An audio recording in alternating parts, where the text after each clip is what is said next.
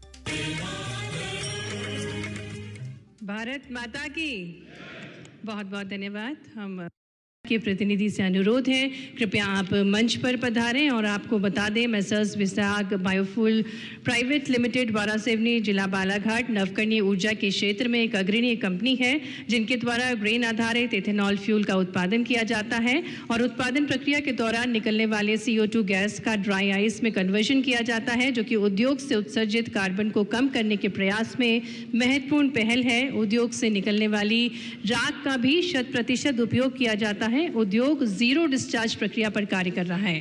तालियों के साथ हम बहुत सारी शुभकामनाएं प्रदान करते हैं। और अत्यंत प्रदूषणकारी उद्योग में मेसर्स RCCPL सीमेंट जिला मैहर को भी हम संयुक्त रूप से मंच पर आमंत्रित करेंगे। मेसर्स RCCPL सीमेंट जिला मैहर मध्य प्रदेश में स्थित एक प्रमुख सीमेंट निर्माण इकाई है जो ये सुनिश्चित करती है कि उत्पादित सीमेंट जैसे PPC और OPC उच्चतम अंतर्राष्ट्रीय मानकों को पूर्ण करें। उद्योग के पास 7.5 किलोमीटर का पूरी तरीके से कवर कन्वेयर बेल्ट सिस्टम है जिससे प्रदूषण को कम किया जाता है। उद्योग और ऊर्जा के क्षेत्र में भी उत्कृष्ट कार्य किया जा रहा है और आपके द्वारा 12 मेगावाट का सोलर पावर जनरेट किया जाता है।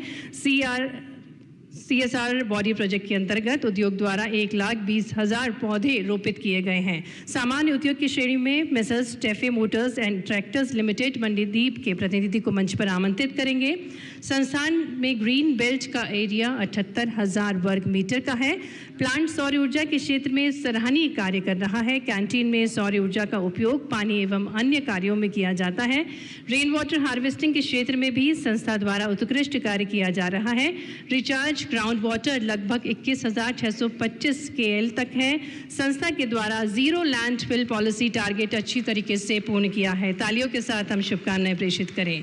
खनिजों के लिए उत्खनन के लिए संचालित खदानें की श्रेणी में मेसर्स रामा मैग्नीज और माइन वारा सिवनी बालाघाट के प्रतिनिधि को मंच पर आमंत्रित करेंगे।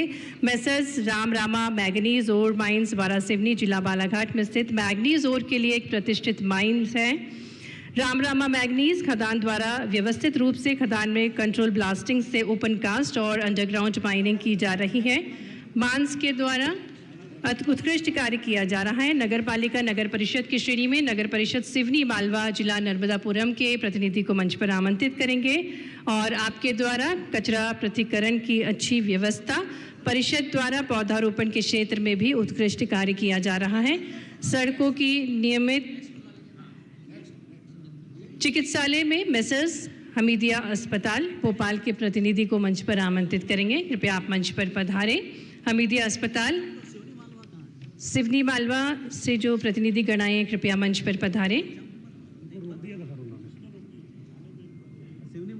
और आपको नगर पालिका नगर परिषद की श्रेणी में उत्कृष्ट कार्य करने हेतु पर्यावरण संरक्षण हेतु पुरस्कृत किया जा रहा है। चिकित्सालय की श्रेणी में मेसर्स हमीदिया अस्पताल भोपाल के प्रतिनिधि को मंच पर आमंत्रित करेंगे। हमीदिया अस्पताल भोपाल एक प्रसिद्ध चिकित्सालय है। गांधी मेडिकल कॉलेज भोपाल का एफिलेटेड विंग है और आपको 2024-25 में 1,820 बेड NABH कराया गया है जो कि लेवल 5 का है। सौर ऊर्जा के क्षेत्र में आपके अनूठे कार्य किए जा रहे हैं और जो बायोमेडिकल वेस्ट है वो 100% डिस्पोज किया जाता है। NGO गैर सरकारी संगठन स्वयंसेवक की श्रेणी में श्री विवेक सिंह राठौर सेवानिवृत्त वनपाल को हम मंच पर आमंत्रित करेंगे। श्री विवेक सिंह राठौर गोरड़खेड़ा ग्राम जिला रतलाम के रहवासी हैं तथा आप इसे पूर्णतः पर्यावरणीय मित्र ग्राम बनाने में सहयोगी हैं। श्री राठौर द्वारा पिछले कई वर्षों से विभिन्न ग्रामों के कृषकों के वृक्ष लगाने के लिए प्रोत्साहित आपके द्वारा किया गया है। और इसके बाद श्री विजनेश लुनावत स्मृति फाउंडेशन भोपाल से हैं। कृपया आप भी मंच पर पधारें। पर्यावरण संरक्षण को जन भागीदारी से जोड़ते हुए आपने अब तक 3500 से अधिक पौधे रोपित किए हैं और मध्य प्रदेश शासन द्वारा गैर सरकारी संस्थानों की श्रेणी में आपने अनूठा कार्य किया है। विद्यालय और शैक्षणिक श्रेणी में अब हम मंच पर आमंत्रित करते हैं Acropolis institute of technology and research centre Indore के प्रतिनिधिगण को। यहाँ के सभापति श्रीमान किशन सूर्यवंशी जी, इस अवसर पर हमारे मेला प्राधिकरण के अध्यक्ष माननीय विनोद गोटिया जी, इसी कार्यक्रम में SES अशोक वर्णवाल जी, समस्त अधिकारीगण, मंच के सामने विराजमान हमारे पार्टी के वरिष्ठ नेतागण राहुल कोठारी जी, आशीष जी, शैलेंद्र बरवा जी और प्रदेश भर से अलग अलग विधाओं के माध्यम से अलग अलग क्षेत्रों में पर्यावरण की श्रेणी में जो आपने अपने तय अलग अलग काम किया है, ऐसी सभी पुरस्कृत संस्थाओं के पदाधिकारीगण, आमंत्रित अतिथिगण, प्यारे मित्रों, भाइयों बहनों और पत्रकार साथियों, कई कारणों से आज के समय में पर्यावरण को लेकर हमारी सनातन संस्कृति की जो मूल अवधारणा या जीवन पद्धति थी, आज विश्व हमारी तरफ इस नाते से भी देख रहा है और उनको एहसास भी होता है। हमारे लिए तो परमात्मा की दया से ये प्रकृति का 5 तत्वों का बना हुआ पूरा समूचा, एक तरह से इसको सृष्टि भी कहें, तो सृष्टि में हमारे कदम कदम पर हर शास्त्र में विस्तार से इसमें व्याख्या भी कही गई है और छोटे छोटे वेद वाक्य में सारी बातें पूरी हो गई। यत पिंडे तत् ब्रह्मांडे, जैसा पिंड है वैसा ही ब्रह्मांड है। और ये ब्रह्मांड बनने के साथ हम ब्रह्मांड पे तो बहुत आगे तक जाएंगे, लेकिन अगर हम अपने इस चारों तरफ के वातावरण को देखें तो हमारी तो कोई भी पूजा पद्धति या जीवन के लिए संध्या वंदन, दीप प्रज्वलन के साथ, हम अगर अब सूर्य की तरफ देखेंगे तो सूर्य अर्घ्य देने के साथ हमारी कोई पूजा पाठ से लेकर के भोजन भजन किसी प्रकार की पद्धति में अगर भगवान को भोग भी लगाएंगे तो तुलसी दल के बिना भोग नहीं लगता है। ये कई सारे उदाहरणों से कई बार प्रकाशित भी हुआ है, बताया भी गया है। जब जगदीश चंद्र बसु जी को नोबेल पुरस्कार मिला, इंग्लैंड के अंदर रॉयल सोसाइटी में वो डेमोन्स्ट्रेशन दे रहे थे कि जब वैज्ञानिकों ने इस बात को मान लिया कि हाँ ये पौधों में प्राण होते हैं, तो बड़े लोगों ने उनको हर्षित होकर के बताया कि आपका दुनिया में नाम हो गया, कितना बड़ा काम आपने कर दिया, भारत के लोग तो आपको कंधे पे उठा करके घुमाएंगे। उनने बहुत अच्छे से बात करके कहा कि भाई ये बात सही है कि आपके सबके सामने मैंने इसको सिद्ध कर दिया है, लेकिन मेरे भारत में मेरा कोई सम्मान नहीं होने वाला, ये आप लोग ही करने वाले। तो उन्होंने कहा क्यों, आपके भारत के लोग इतने इस तरह से अच्छे लोगों को प्रोत्साहन नहीं देते क्या? लेकिन हमारे लोग तो बहुत अच्छे से देते हैं, लेकिन वहां गांव के लोगों को भी मालूम कि पौधों में प्राण होता है, तो आपको नहीं मालूम था, तो आपको बताने के लिए मैं यहाँ आपके बीच में खड़ा। यहाँ तो इस पूरी चीजों को लेकर के भारत की जीवन शैली बहुत आदिकाल से इन सारी बातों को लेकर चलती रही, इसलिए उसके मामले में कोई प्रश्न नहीं हो सकता है। और इसी नाते से हम कदम कदम पे देखते हैं, रात के समय पौधों की पत्ती तोड़ने भी परिवार वाले मना करते कि पौधों को सोने का समय हो गया, अभी इनको हाथ नहीं लगाना है।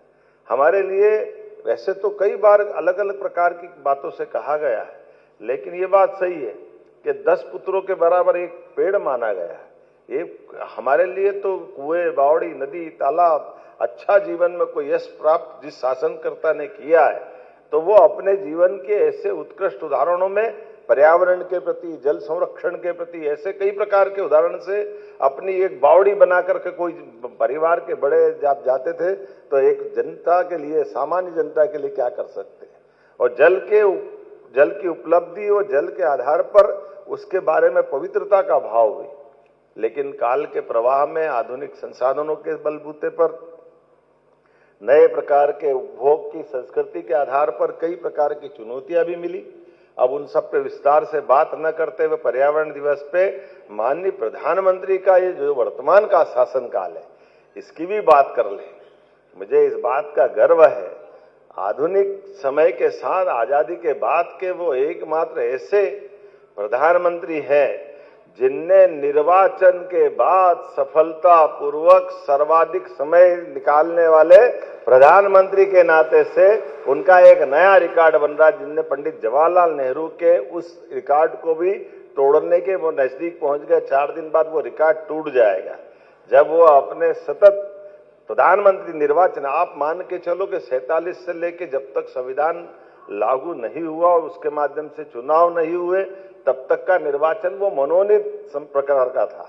लेकिन विधिवत निर्वाचन की अगर श्रेणी में देखें तो ये उनसे पूर्ववर्ती काल के 2 प्रधानमंत्रियों का समय माना जाता है, इंदिरा गांधी का और जवाहरलाल नेहरू जी का। लेकिन दोनों के कार्यकाल में, जैसे निर्वाचन के बाद का टाइम पीरियड अगर 1964 तक का देखें तो उसमें प्रधानमंत्री जी आगे निकलेंगे।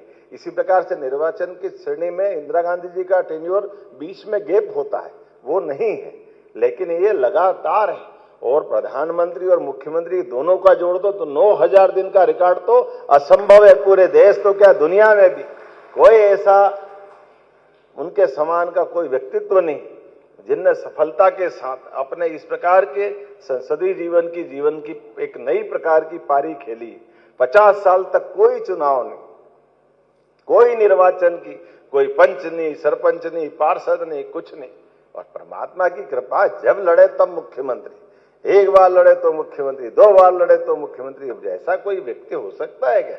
और जब लड़े तो प्रधानमंत्री, और प्रधानमंत्री भी ऐसे प्रधानमंत्री जिस प्रधानमंत्री को लगता है कि प्रधानमंत्री का पद उनको बैठने के बाद गौरवान्वित हुआ। ये हमारे लिए सौभाग्य की बात, जिनके बनने के पहले के संकल्प भी उसी प्रकार के हैं, जो परमात्मा ने उनको यश दिया है। यशस्वी प्रधानमंत्री एक और हमारे पूर्ववर्ती भारत रत्न अटल बिहारी वाजपेयी भी हुए, जिन्हें लोकतंत्र को गौरवान्वित करते हुए मध्य प्रदेश को विशेष रूप से गौरवान्वित किया, क्योंकि वो मध्य प्रदेश से आते थे।